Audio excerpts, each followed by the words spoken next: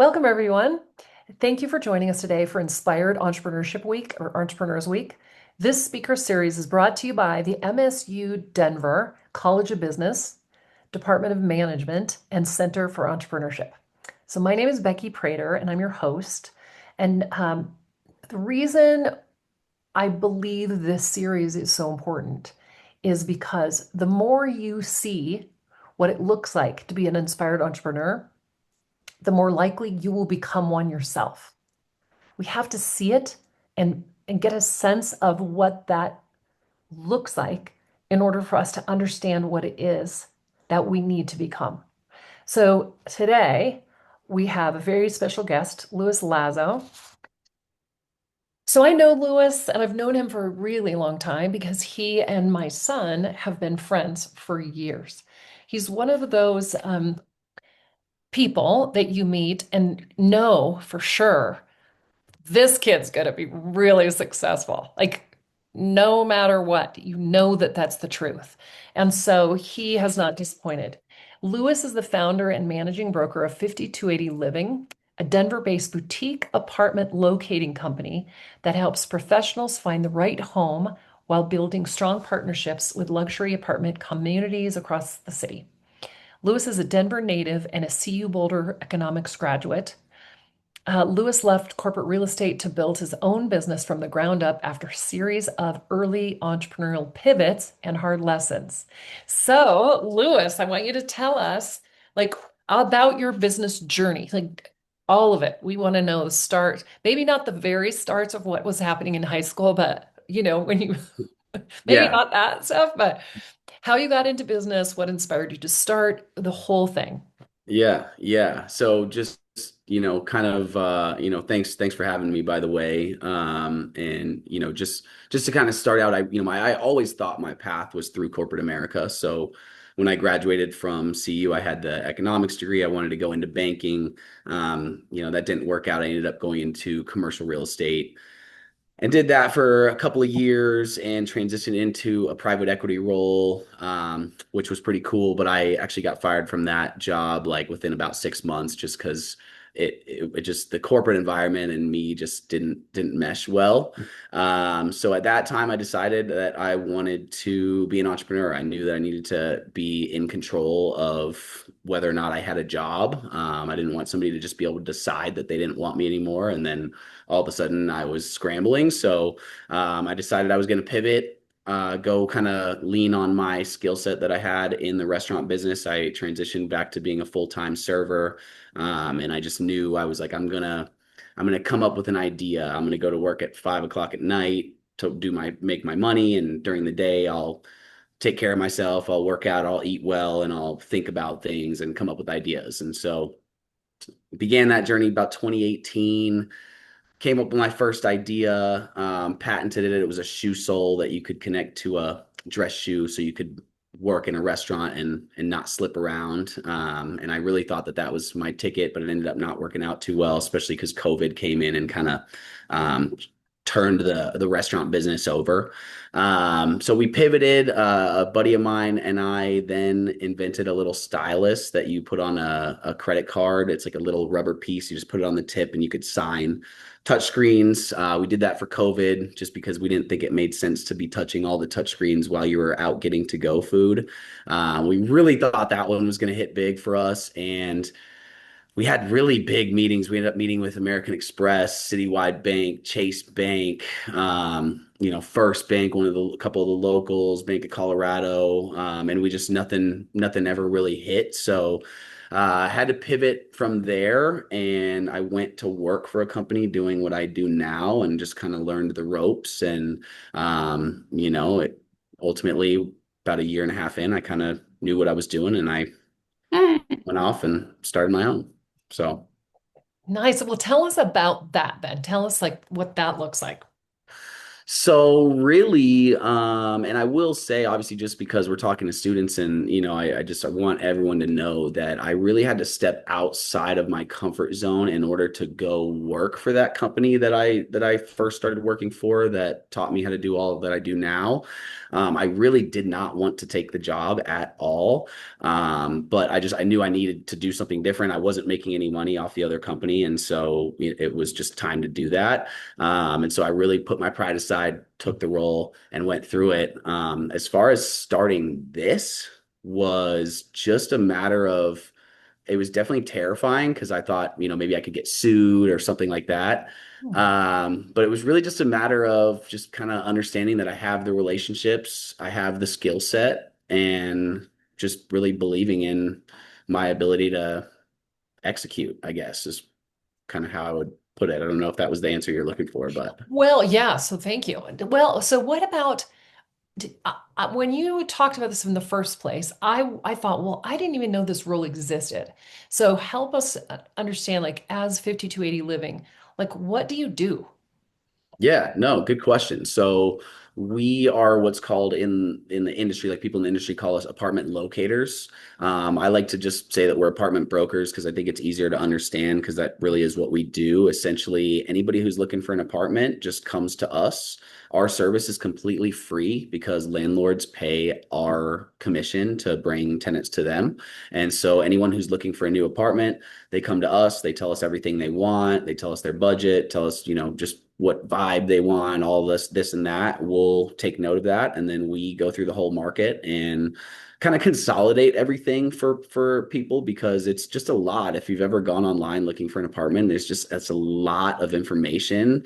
Everybody puts really great pictures online, and you show up in person, and you're like, this doesn't look anything like the pictures. So our role really kind of eliminates all that headache. You don't have to sift through 1,000 buildings. We'll send you 10 that we think you'll like, and then you can kind of narrow it down to 3 or 4, and then we can go see them in person. And, we help you through the application process and all that. So it's really a great service, and not a lot of people know about it. No doubt.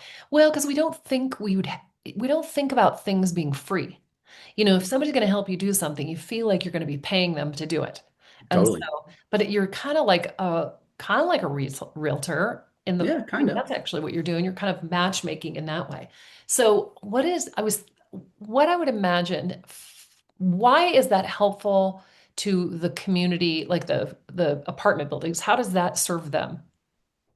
Well, it's marketing essentially. They don't have to pay us unless somebody signs a lease. So, as you guys all know, traditional marketing, you pay, or even social media marketing or TV marketing or radio marketing, whatever type of marketing, you pay a certain amount of money to put your ad up on a platform of some sort, and then you hope that it's going to reach eyes of potential buyers who will eventually spend money with your company. And the reason that this service is valuable to the landlords and they want to pay us is because it takes out that kind of guesswork for them. They don't pay unless they're actually getting somebody in the door that signs a lease and they're getting cash flow.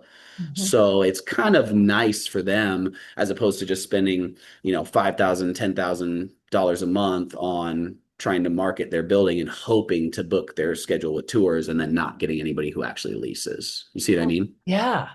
And how many different buildings do you work with?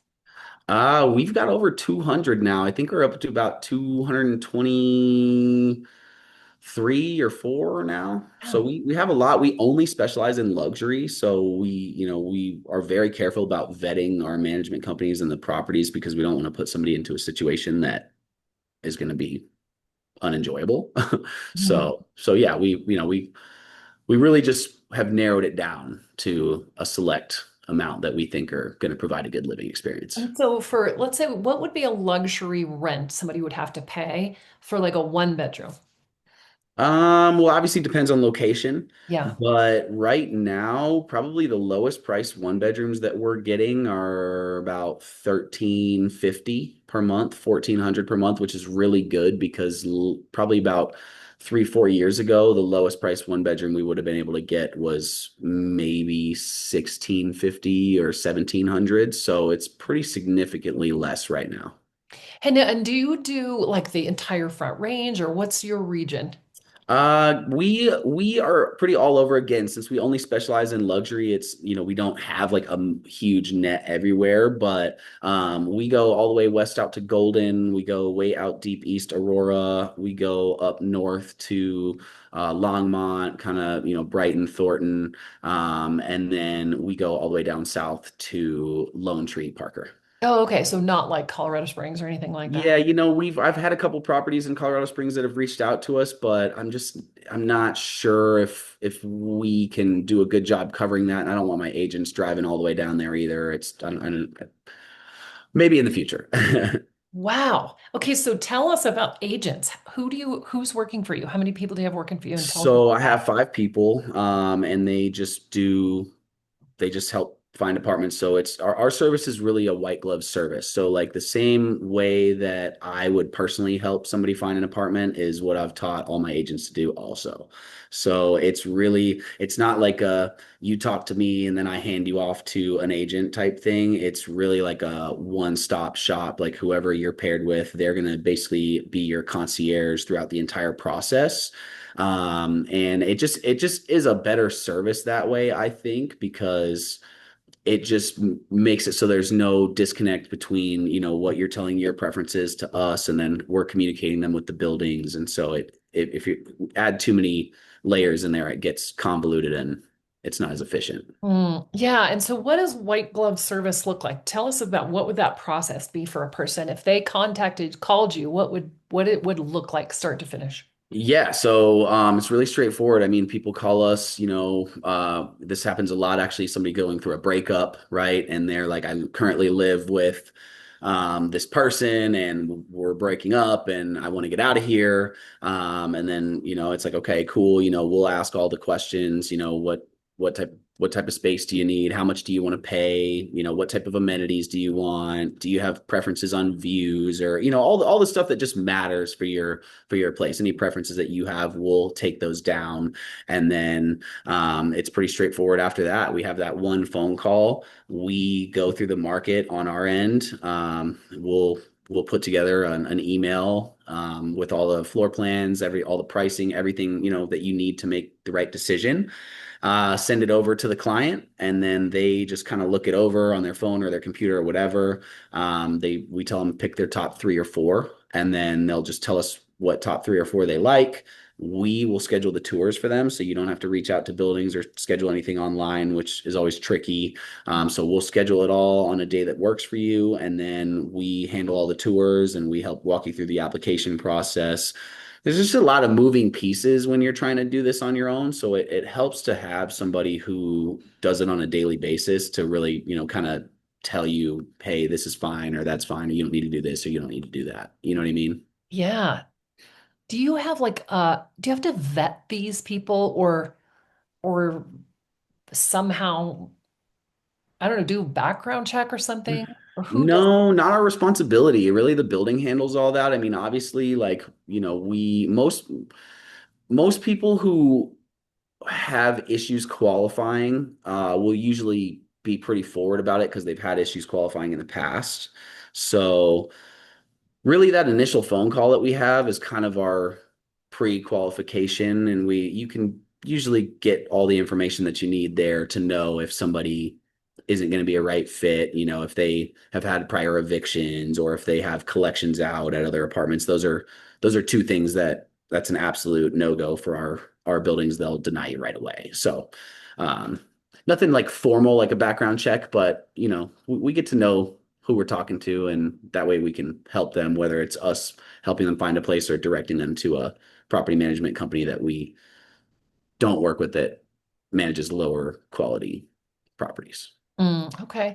And then this might be a weird question, but what would you say the top aspect is that people that determine where a person chooses?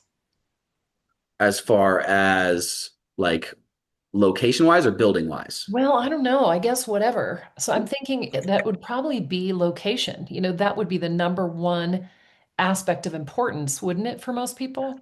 Well, it just depends. That's one thing, Becky, that I've learned doing this for so long is that it's just everybody has their own kind of preferences and ideas of their ideal living situation. And for some people, they want a really nice view, and some people they just want a really nice inside of their unit, and it could be looking over an alleyway. It's I will say, I mean, I think the biggest driver just that we deal with all the time, obviously, is price, right? Mhm. Because people come to us and we market ourselves as, hey, we'll find you the best deal.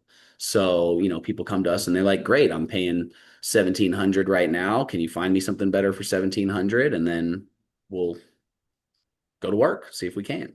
Oh, so they might not be looking for a cheaper place. They might be looking for a better place for that at that same price. Yeah, just anybody who's really just looking for a change of scenery, right? I mean, we're really just we're educators is what I tell my guys is, we just educate people on what their options are because unless if you aren't online looking at apartments every single day, you won't see how the prices fluctuate and how the market moves. And so, using somebody like us, we can offer that knowledge for you. And that way you're like, oh, I'm in a 600 square foot one bedroom paying 1,700. And I just saw these guys post a 800 square foot one bedroom for 1,650. Right. So then you think, okay, like I want to go live in that, you Mhm. know. Oh, okay. So what has been in your whole experience? What have been some of your biggest challenges? Not just with this business, but this business, maybe both in general in your entrepreneurial career, and then also in this business that you're doing now. Biggest challenges. I think the biggest challenge is just naturally getting started, just not really knowing what to do or what has the most priority. I think, just like not believing that you can do it is a thing too. That you have to get over and you have to deal with. And there are some days where I wake up and, I'm making more money than I've ever made in my life. And there's still some days where I wake up and I'm like, is this what I should be doing right now, or should I be doing something else? And I think that's really the biggest challenge. It's just the mindset of like I can do this. That's the biggest challenge. I Mhm. would say outside of that, the challenges come with, I think, the people, like working with people, like having people that work for 5280 Living, having to train them and mentor them. And, some people don't work out and some people aren't a good fit. And, learning how to not take those type of things personally, just kind of being able to roll with the punches, I think is the biggest challenge, but also the most valuable lesson and skill set that you can have as an entrepreneur, I think. No doubt, because you're having to manage those people. Training and managing is huge. It's a huge thing. It's Wow. tough. Yeah, it's Wait, tough. selecting, training, managing. There's more involved in that too. There's more things that I didn't even mention. Okay, so when you that is very curious. So are they W-2 employees or are they 1099s? So everybody's 1099 in this business. So it's a lot like real estate in that sense. There's no salaries, none Okay. of that. You eat what you kill in this business. So it's not for everybody. And that's, I totally understand that. But it is I think it's a great lifestyle just because you are in control of your income. And so if you're the type of person that's really good at motivating yourself or being consistent or, just being very disciplined, then you can be very successful in a job where it's a 1099. That's, a lot of the most successful people are in 1099 roles because that's where the high ticket stuff is. They know you'll make so much money on your commissions that they don't want to pay you a salary because if you're good at what you do, you're going to be making more than the CEO, Oh, yeah, right. So And you're incentivized then by the hustle you need to do, the hustle you need to put in order to make the most money out of it. Like it is kind of a win-win for sure. it is, and that's why I post about the consistency all the time. Is that in any business, especially in sales, you're going to have down months, and you're going to have months where you make a ton of money. The key is you have to be able to on those down months, you still have to be able to bring that same energy and that same swag that you have on your month where you're making the most money because that vibration is what's going to get the deals closed. It's not being desperate or being sad or anything like that. You got to be able to kind of deal with it all, you know. Hmm. Now, what are your slowest months? As far as like revenue or earnings. Oh, well, interesting that there would be differences there. Whatever. What would be like, when do you have the least amount of customers? Winter is historically the slowest apartment season, just because in Colorado, particularly, people don't want to move during the snow and all that. Not like that would have mattered this year. I um, know. but yeah, it's typically winter is the slowest, summer is the busiest, and so the prices actually reflect that. Your lease, we tell people all the time that if your lease is expiring in the summer, you're going to get a higher renewal offer from your landlord because they base their offers off of market pricing. And so when you're in the busier season, the market pricing is higher and they're going to offer you a renewal that is more expensive than if your lease was up in December. Oh my gosh. So if you are the best time to look for an apartment then would be in December and have it Yeah. renew in December because that's when it's the lowest. Oh my gosh. Yep. Yep. And so Incredible. we'll help people with their renewals on that, finding a new place. Like if you're, signing a lease in July, we might tell you to sign a 15 or a 16-month lease so that your lease will expire in November, December. And that way you're getting a more favorable renewal rate. Because if your lease ends in July, they're going to send you a letter and they're going to say, we want this much for your apartment, and that'll be more than what they want in November. Oh my gosh. Okay. That's a big takeaway for everybody here. That's Huge. good to know. Big savings. I mean, it can be a matter of several $100s a month. So we're talking, $300 a month you could save just by timing it correctly. And over the course of a year, that's 3,600 bucks. And I don't care who you are or how much money you make, like that's free money. Put that in your pocket. Yeah, You that know? is good. Hey, when people are renting and they're paying $1,700 a month, do they have to have like, we have HOA fees, so sometimes your mortgage is this, and you have an HOA fee. Is there any Mm. fee like that related to rental? No, there's no HOAs or anything. Basically, everything is built into the rent. Okay. There are certain buildings that kind of they used to charge common area fees, but the law just changed, so they can't do that anymore. So it's pretty much all baked into the rent, and that's just another thing that's so convenient about renting is that it's just, one payment and everything is taken care of for you. You really don't have to worry about anything. I mean, if your light bulb goes out, your landlord will change it. You don't need to go to the store and buy a new light bulb. Mhm. Oh, indeed. So one of the things I remember hearing you say before is that you have discovered many ways that you can expand your offerings because of what you do. And one of those was like the cleaning piece. So tell about that part of it. Yeah, yeah. I mean, it just once you have a platform, and you've had a couple thousand clients, and you've got all their email addresses. I mean, like in my CRM, we've got like 11,000 people in there. And so, when you have that many people's contact information, and this is why social media companies are worth so much money, right? And this is why they're basically taking over the world, is because they own the ability to help you make money because they have everybody's access to everybody. So, when I was looking at our CRM and I was like, dang, we've got 11,000 people in here. These are real people that we've spoken to, and that have put their information in on our website or whatever, found us on social media, whatever they filled out our form and ended up in our system. I was like, you can sell anything to 11,000 people. And since obviously our niche is apartments, I just was like, I think a cleaning service would be super valuable, because we've got all these people that live in apartments.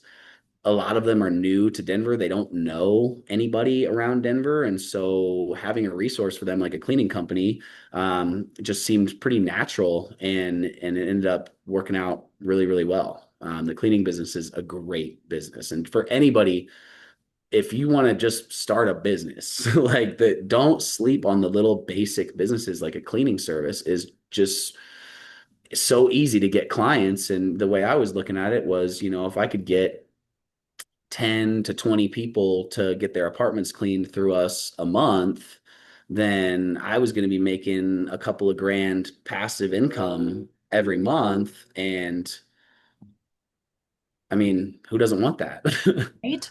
Oh my You God. know, and with very minimal, like there's not a lot of work done. I mean, I got the cleaners contracted, and so it's just I know the people that need the apartments cleaned. I found the people that can clean the apartments, and so because I'm in between the two, I can make money on that.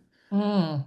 Hey, and so okay, so I sometimes have students whose their business, they want to get into the cleaning business, or they are there to learn how to do a cleaning business because their parent has it. Mm. And do you work with people like that to do your cleaning? Like you contract with communities like that? Or who work contracts with you to do the cleaning? Well, I contract my cleaners, so I kind of pay my cleaners the same way I pay my Okay. agents in the apartment business. So it's 1099, but it's just like, look, when I have the job, you come in, you do it, and then I pay them $30 an hour, so they make a lot of money. Mhm. But yeah, did that answer your question? Yeah, it did. Okay, so that's perfect. Okay, so if people are interested in that business, it might be a good way for them to like contact you and say, "Hey, this is what I do." But they have to be pretty good about it.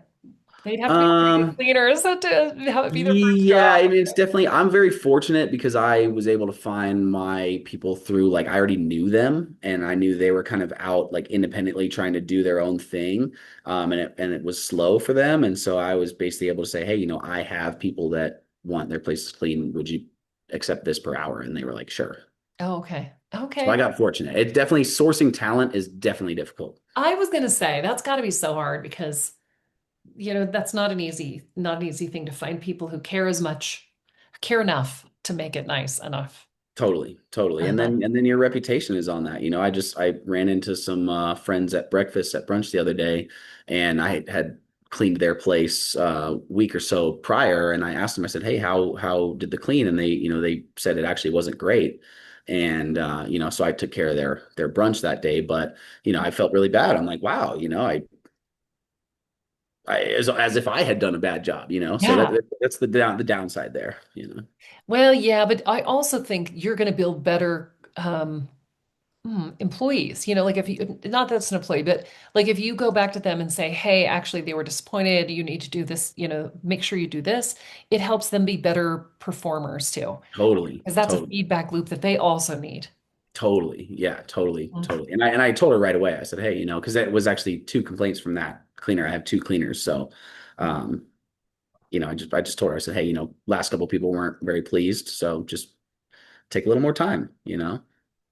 Right? Nothing I wrong mean, with if she that. takes a little bit more time, you just pay a little bit more money. Yeah, I'll pay for it. I want the job to be done well, Yeah. you know. Oh, that's great. Well, I was also thinking, when somebody moves out, aren't they responsible for having their place cleaned? Well, it's interesting because technically, yes, but at the same time, most security deposits these days are so low, like $250, $300, $400, that I kind of just tell people to just leave it because you're probably not getting your security deposit back anyway.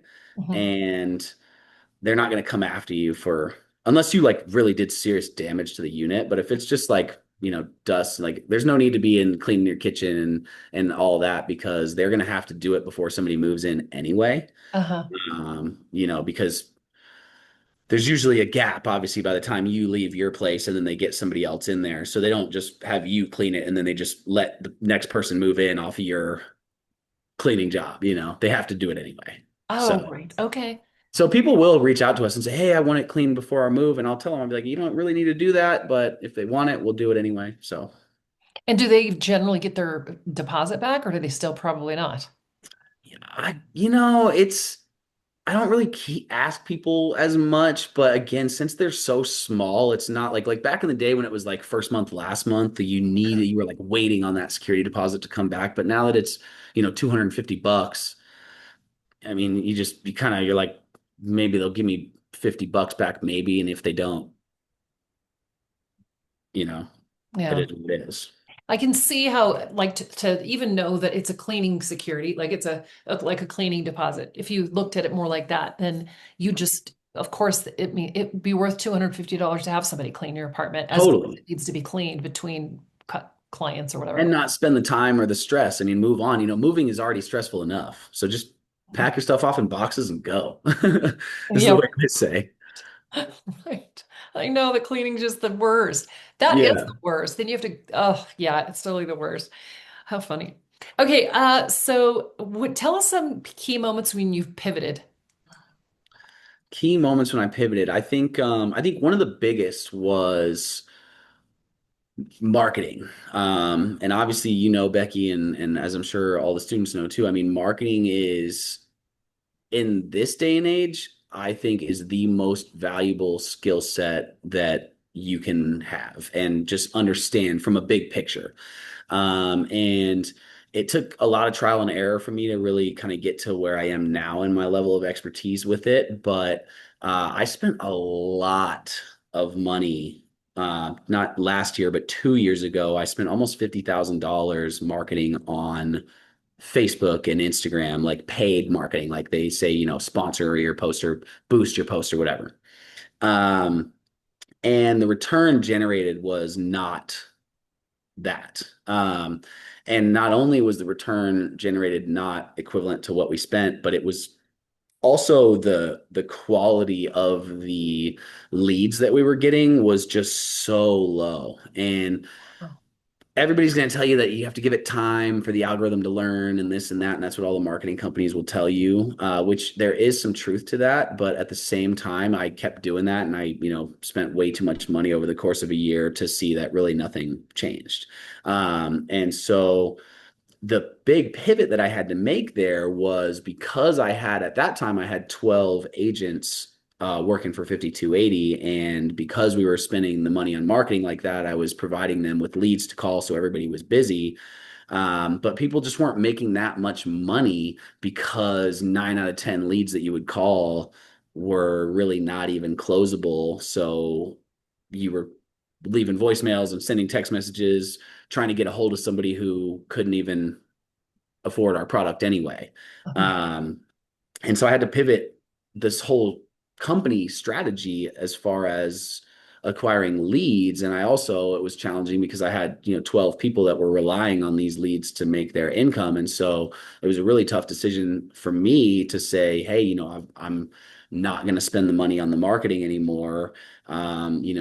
I'll teach you how to go find leads in person because in this business, the same way a realtor works, you don't need social media marketing. You can really so many people live in apartments in Denver that if you're out and about being social, you're going to meet people who live in an apartment. And once they hear about how much money we can save them, they'll definitely use you to find their next one, Mhm.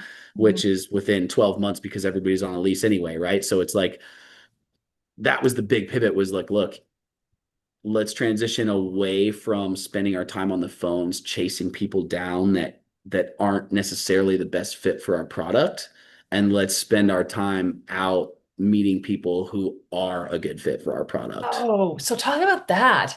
Talk about that. Like, where do you do that? And like, Well, use network that's a to do good that? question. It requires, and this is why I say marketing, like the understanding of marketing, I think is just so valuable in this day and age because you really have to take a step back and think about, okay, who is my target market and where do they hang out, right? What are some of the things that they might like? And with apartments in particular, it's a massive market, right? It's a very broad market because in Denver, housing for purchase is so expensive Mhm. that, and this is what I tell my agents, if you are talking to 10 people my age, I'm 32. So if you're talking to 10, 32-year-olds, the odds are probably 8 of those 32-year-olds live in apartments and the other two might own a house or a condo or something, right? And so then you got to think about, okay, that's a really great ratio there. 8 out of 10 people are potential buyers for my product, right? If they're my age. So where are people my age hanging out? Then you just have to think about that, right? Are they at these restaurants or these bars or these places, and you just have to just kind of be creative really and just try to figure out where do you think where do you think the people that want your product are? And what do you think you can say to them that will catch their attention?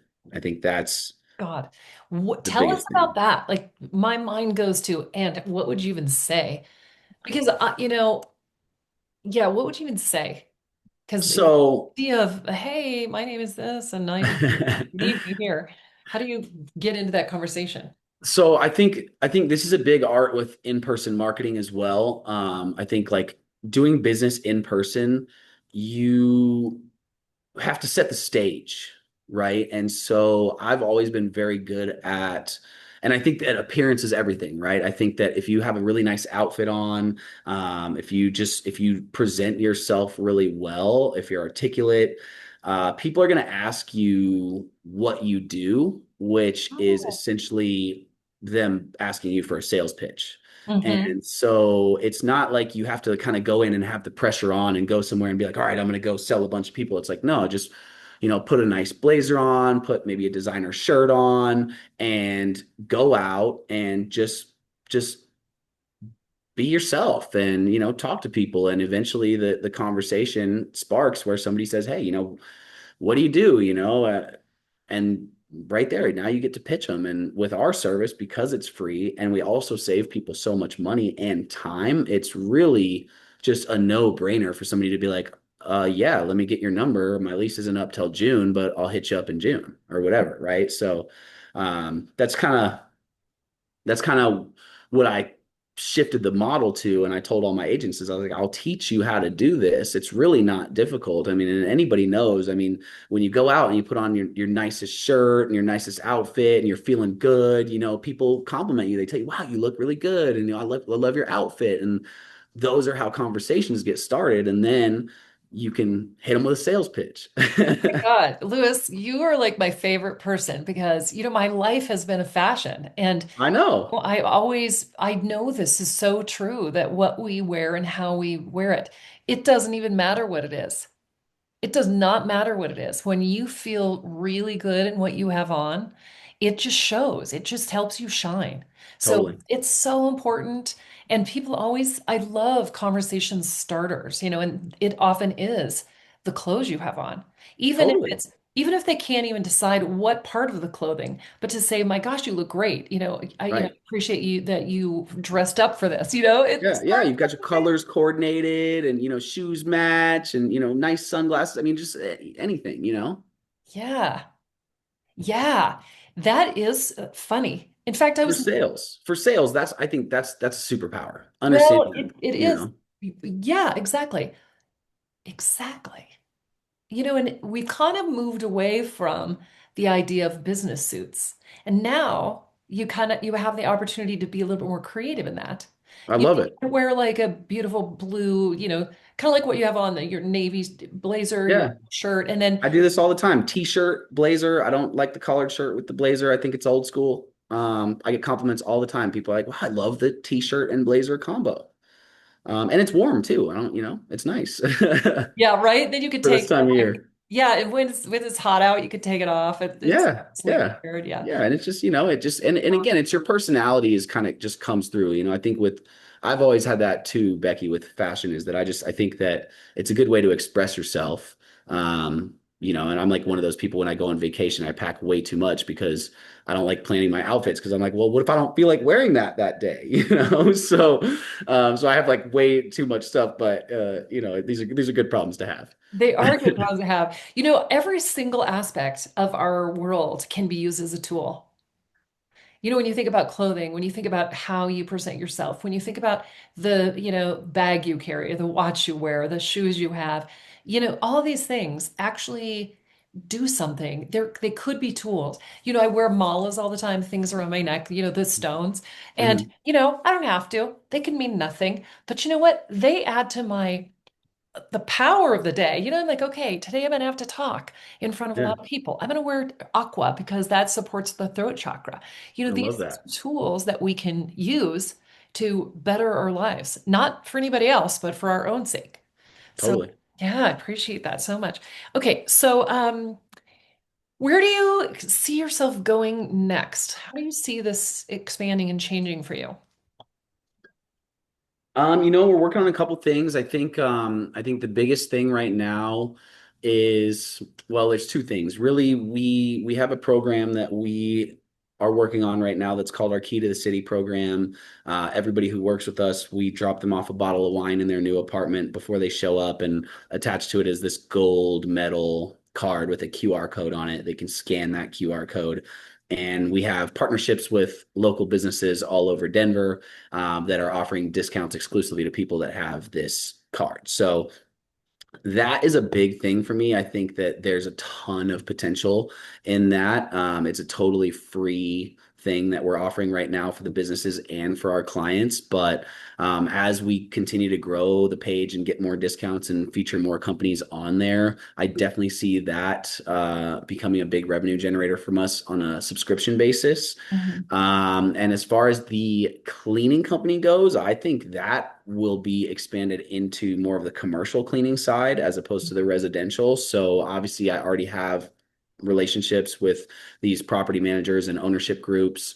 So it's pretty easy for me to, and this is another part of the reason why I started the cleaning company is because it's pretty easy for me to just do my job right now as an apartment broker. And when I'm talking to one of my community managers or something and they're complaining about their cleaning company, then I have a foot to stand on and I can say, hey, well, I actually have a cleaning company. And since I've done such great work for them through my other company, they're much more likely to hire my cleaning company than somebody who comes in off the street. So let's just take that building that Zane painted the side of. What is that? The Canyon building? That is One River North, is what it's Yeah, called. One River North. So is there some like do they have a like a in-house community space cleaner or is that contracted? And are you talking about you would then be the one that cleans the community spaces? So they have a contracted cleaner, and it's just like a janitor basically that just comes in every day and just kind of keeps the common areas clean, keeps the hallways clean, keeps the amenities clean. Um, so yeah, and that's really, I have my cleaners that I could have them do that and just be at work all day instead of appointment to appointment. You know what I mean? Yeah. Yeah, it seems like that'd be important because you'd need somebody to clean the gyms, Yeah, do all it's that. super important. These are big contracts. The buildings pay like $5,000 a month usually, Mhm. like some like 10,000. I would imagine. And then I suppose you could also expand into pool cleaning because a lot of them have pools, if that was something you were That interested is totally on my list. It's been on my list. I'm a big pool guy. A lot of the apartments don't keep their pools maintained well, so that's been a big one on my list. I don't have the knowledge for it yet, but that's definitely on the list for sure. All the building services for me, the cleaning was kind of my first foray into it, but the building services is a big potential with what we do right in. now. Mhm. Whoa. And what I see that's so interesting about this, and this is why, like you've got a vision and the ability to hire the people to do the work so that you aren't doing the work, you're growing the company. Because you're not a kind of person that's going to want to clean a room. No. And not the one necessarily that's going to want to take people out all the time to on like showing Right. houses. And so Right. I feel like this is a unique position to be in when you can see a company and you see how it can serve people while you're not the one doing the day-to-day work. You are growing the company, finding the right people, and you see yourself as like the director or manager of a community of people. Hmm. And that's amazing. And then I also think what's so incredible about it too is you're facilitating the life and making a comfortable life possible for these people that you work with. And it's got to be really satisfying. It is. It really is. I love to inspire people. I love to help people. Um, I'm I'm honored to be where I'm at right now. I really am. And speaking of that, I know that you've kind of stepped into the position of influencer in a sense. And We, that's we like we like the term content creator. yes. And okay, so let's say content creator. Yeah, because I have a problem with like the follower part of that. I like the idea of influencing. really positive behavior, but the idea of follower is less good for me. It's almost like it needs to be resonator, because you want to resonate with Yeah. you. The The point is, terminology is a little weird for it. Yeah. yeah, it's weird. So tell us about that, like how you started and how's that grown and changed your life? Tell us about that. Yeah, I'll say. Obviously you and I were talking about this earlier before we got on, but there's 5 billion people on Instagram, right? I created my Instagram, I think like maybe a year and a half ago or so by now. And that was always one of the things that I kind of liked about myself was that I didn't have Instagram and people always asked me for my Instagram and I was always able to say I don't have Instagram and everyone would always give me this like shocked look and I really kind of liked that. But moving past that and just understanding as a business owner that and having spent $50,000 on marketing on Instagram that didn't pan out, what everyone tells you is that it's not the paid marketing anymore. Like the paid marketing is played out. It's organic, just put yourself out there. And so that was kind of my whole thing is I felt like I have a lot of insight to offer, and I feel like I have a lot of just knowledge that I want to pass on. And I've obviously passed on to the people that work for me and the people that have worked for me. And I like to help. So I just naturally, it was like, now that I kind of see and understand that these principles actually work, I would like to share with people and let them know that, hey, you can change your life very quickly if you just start taking action. And I tell people all the time, 6 years ago, I was a server in a fine dining restaurant. I told my mom, I took her out to dinner the other week and I was like, Mom, I was like, I made $40,000 last month. I was like, do you know how long it took me to make $40,000 working in a restaurant? Mhm. Like 6 months, and it just, I didn't do anything. Like I just took care of myself this and now I'm here and now, all my friends that I was watching get promotions in corporate America and they were coming into my restaurant and I was waiting their table, and they're giving me shit for being in the restaurant business. Now they look at my life and they're just like, damn, and that's why I just felt like I wanted to share because I want people to know that you don't have to do this kind of cookie cutter thing that everybody's doing. You really just need to have a vision, and believe that you're capable of it, and then start taking action. I think a lot of people have a vision and then they kind of do every other day. They go hard one day and then they take the next day off, and then they go hard the next day and they take the next day off, and what ends up happening is you end up chasing your tail for 6 months and you haven't really gotten anywhere.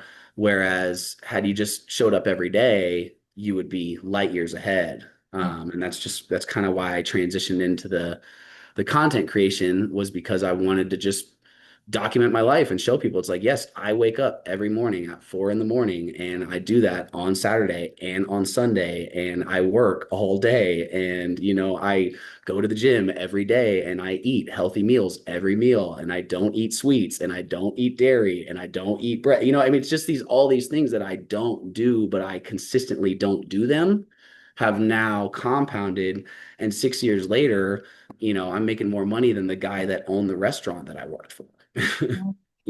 So I mean, it just that's why I stepped into it because I want to inspire people. I want people to know how quickly you can change your life, and people try to tell you that you can't, but you can.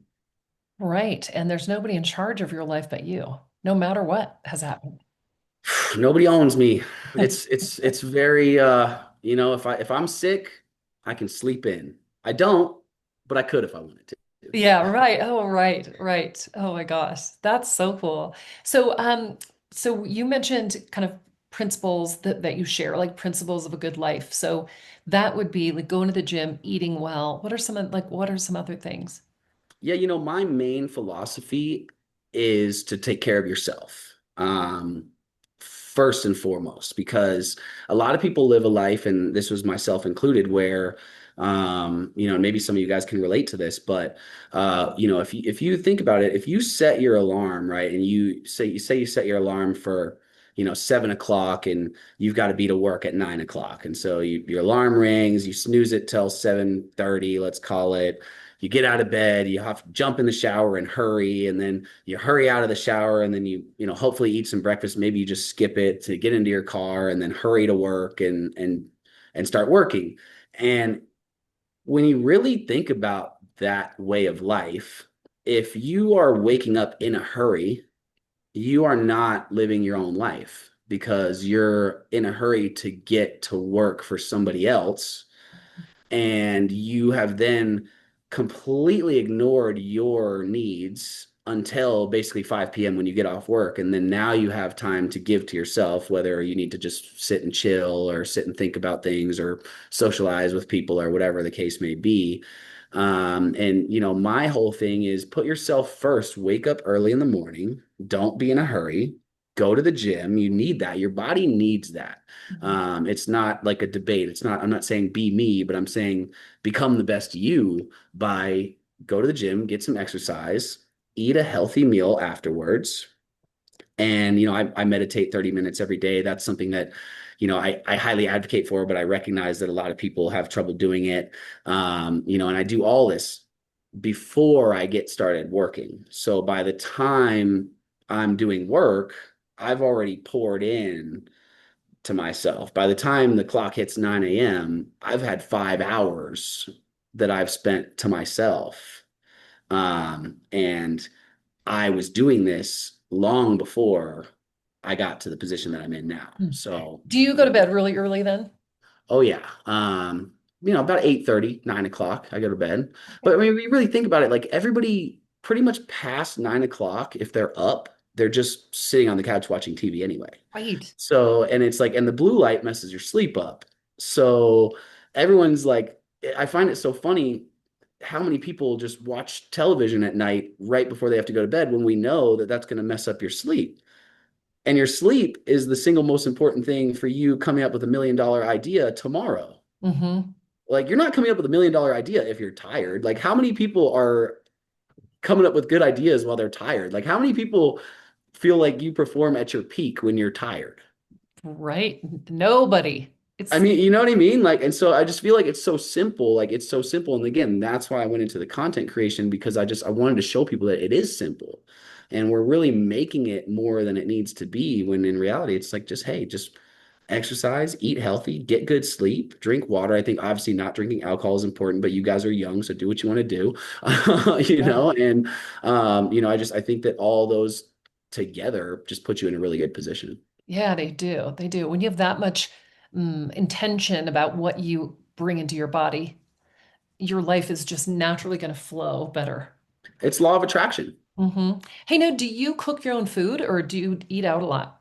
I eat out pretty much every meal. I do make breakfast Monday through Friday, usually, although I haven't this week because I haven't gotten to the grocery store. And so I just been, I live downtown, so I just walk down the street and I can get food pretty Mm, easily. But yeah. yeah, I like to eat out, especially for my business, again, for the networking. I eat at a lot of fancy restaurants all the time because I'm trying to attract a fancy clientele. So I was thinking about, okay, how do I get around these people that are good leads for me? And, the people that have money are in expensive restaurants. And when a young guy comes in and knows the bartender and knows the manager and, clearly is established, people always ask, what do you do?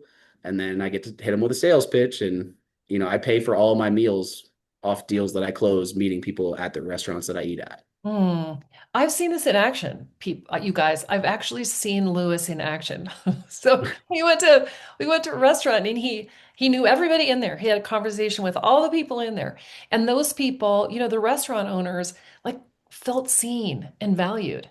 And just because Lewis actually remembered their name and said, "Yeah, happy to see you," and all that. And what a, I was like totally surprised and noticed, thought, dang, this guy is incredible to be able to engage with a heartfelt curiosity or, r- n- what is the word? Like you want to know who those people are and not Yeah, it's just don't genuine. It's just being genuine. genuine. That's what it was. It was like a genuine interest in the restaurant owner.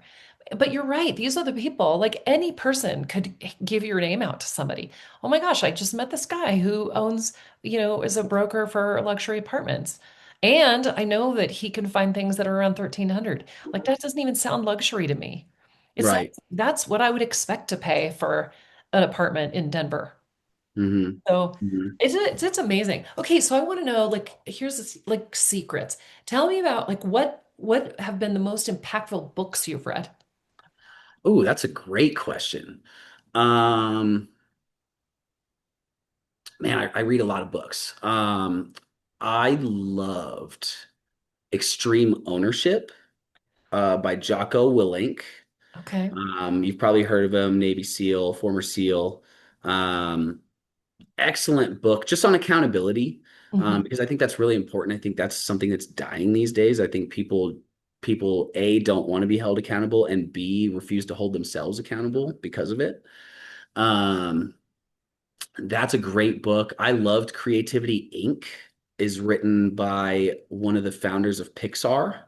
Um, Excellent book. What's another good one that I like?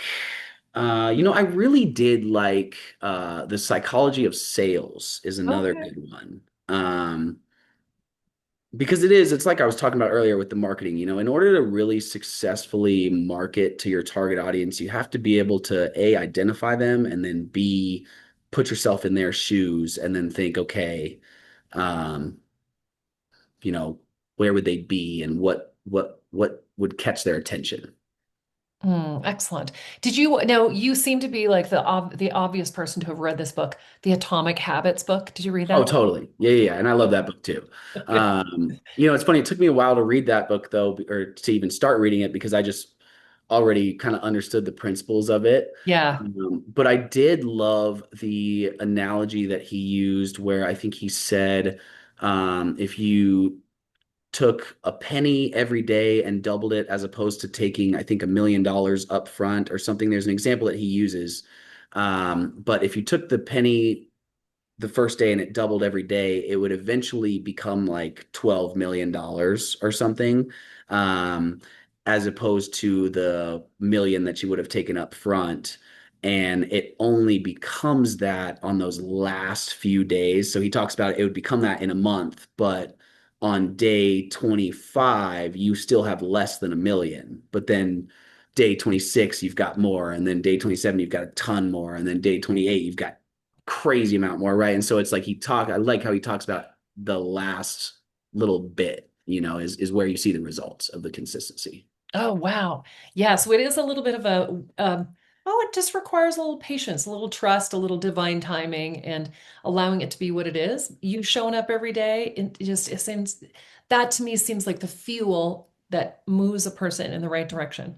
Yeah, yeah. I mean, that's really what it's about. Just being consistent and trusting the process. And as long as you're consistent, you will get results. But if you're consistently putting in minuscule effort, you will consistently get minuscule results. Right. Oh, So so. you have to be very intentional, I think. And obviously shameless plug. If you guys want to follow me on Instagram at Real Louis Lazo, I post motivational content all the time, business stuff. So Oh, glad you said I that. just want to say, hi, sorry. hi. Hey, Yeah, wait yeah. a second. Why Hi. don't we let me just one sec. I really want to hear what you have to say, Jesse, but I need to like turn off the recording so that we can actually have questions. So I just want to say, like, I want to, say thank you so much, Louis, for being here with us today.